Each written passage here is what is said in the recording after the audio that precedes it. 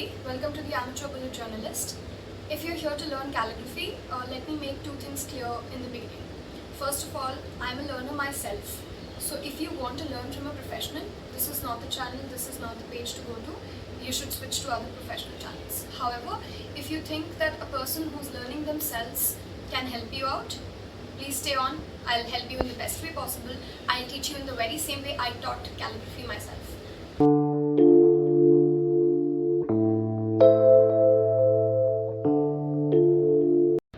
Hi, so the very first question is, what is calligraphy? Calligraphy is a mixture of strokes. It is not cursive handwriting, it is not putting pressure points on your cursive handwriting. Calligraphy is actually just a mixture of some basic strokes that we are going to learn later in this video.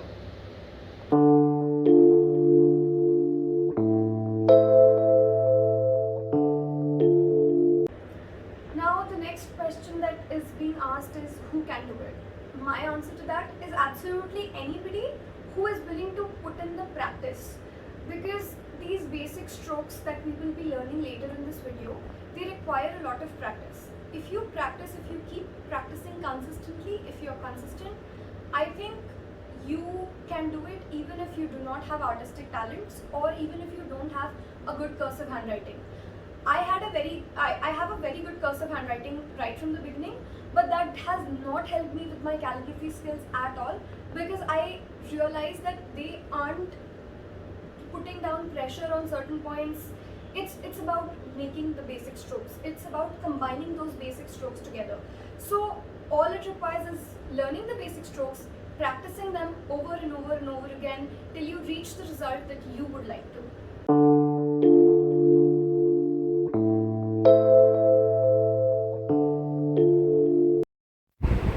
So now you can see all of these photos as to how I have gone from really bad to like moderately better. Consistently I kept practicing, so this is how I went from bad. So this is so bad, but there are mistakes that you make and you don't notice until you start paying attention to the details, like making parallel lines and using grid paper, stuff like that. You'll see that there's a consistent progress, and that is because I started practicing on grid paper. Finally, I started wrong. I started with the plain paper and then I shifted to grid, and that's when I realized that I needed to change my style a little bit and became much better at it now. So much so that I could now write it on a plain paper like this and still get it right.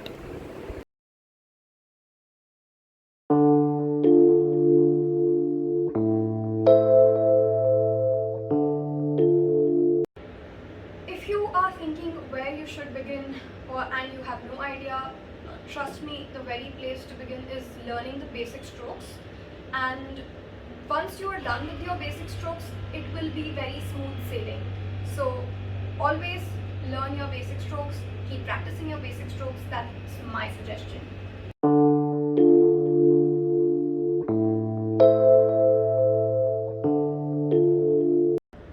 Now if you're wondering what supplies you need for this, very first thing you need is a brush pen, and the second thing you need is a grid paper. So while you can do calligraphy with all kinds of pens, the best way to start calligraphy would be to begin with brush pens. My personal favorite is the Tombow brush pen and the Staedtler one also. So I keep flitting between the two. But it's my suggestion would to a beginner would be to choose either of these, even though they're a little bit more expensive in the market than the rest ones that you will find. But their brush tips are harder, so they don't fray very easily like the others do. So it's actually a very good investment.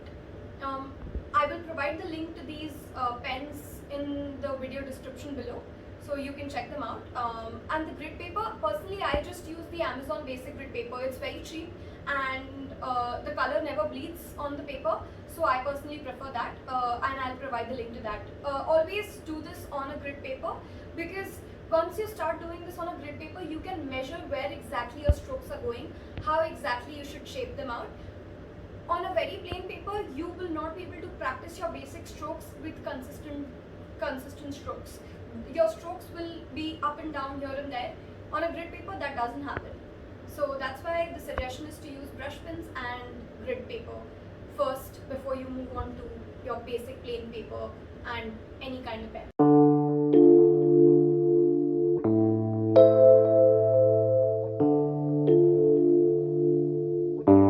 We will be learning the basic strokes now.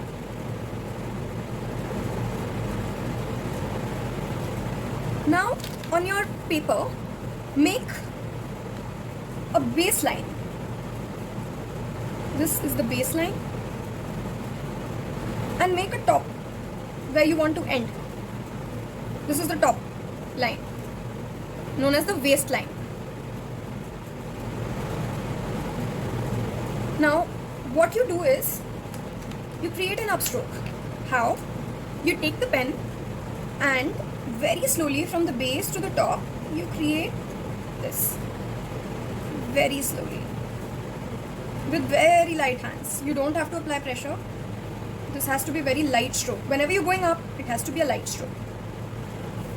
The next stroke is the downstroke. Now this one, apply as much pressure as you want. So this is your downstroke. The next stroke is a combination of the upstroke and the downstroke. So it goes something like this. You go up and then down, up and then down, up and then down. You have to keep moving your hands in order to get the right up and down, up and down, up and down. Now the next one is the opposite of this, where you go downstroke and then upstroke. So it goes something like this, something like this.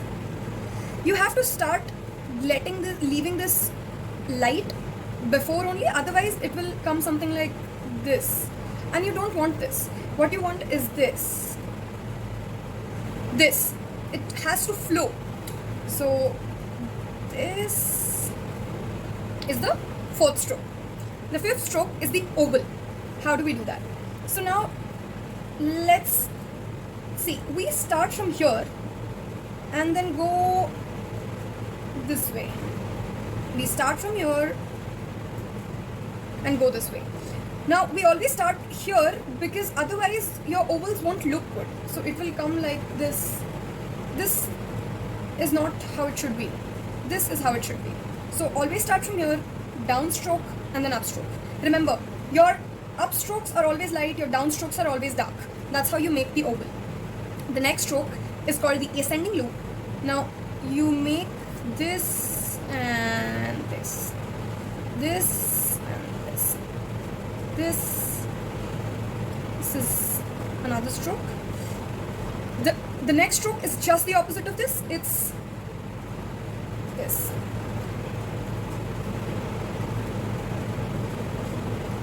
Now you don't need to start lettering right away. You need to practice these basic strokes. It looks easy here because I've been practicing it for a long time now. However, you need to keep practicing this over and over again to reach the stage where I have reached, and I have a long way to go. Now let me show you how I'll combine these to create a letter, because it's not about writing like this. It's about writing something like this. Now let's take a downstroke. So here's a downstroke. I will change the color just so it's clear how I'm doing this. Then we take this, the ascending loop. So we go this. Now the next curve, the next stroke that we have to take is a combination of these strokes. Now how do we do that? It's also a stroke which you need to practice. So it's this, this and this has to be parallel.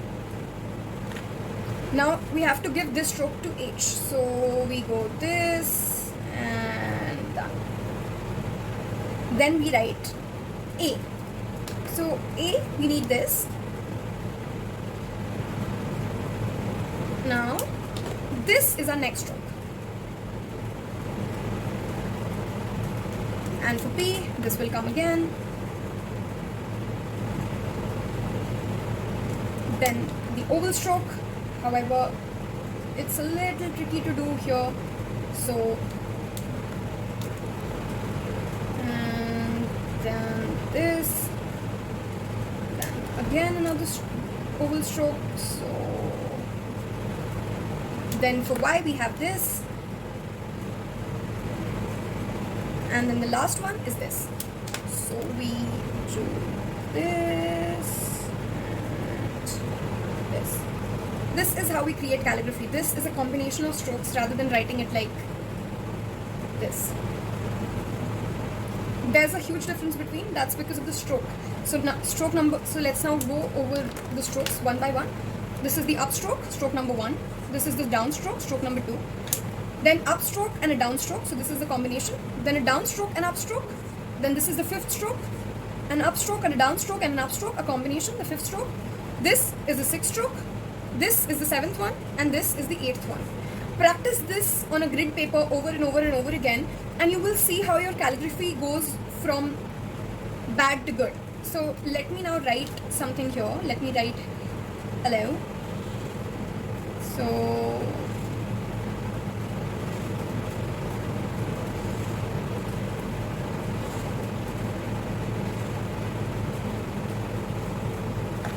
this versus this, there's a huge difference because this is a combination of strokes, whereas this is just cursive.